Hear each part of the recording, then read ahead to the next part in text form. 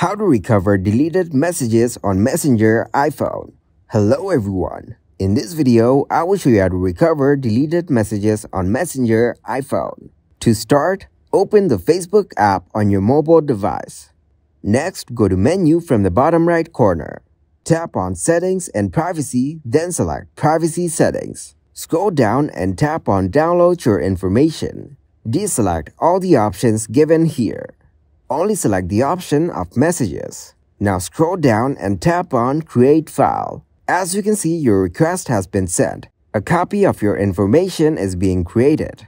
Facebook will let you know when your copy is complete, so you can download it on your preferred device. Thank you guys for watching this video. Hope you got some value. Make sure to like the video and subscribe to the channel to get notified for new videos. See you in the next one.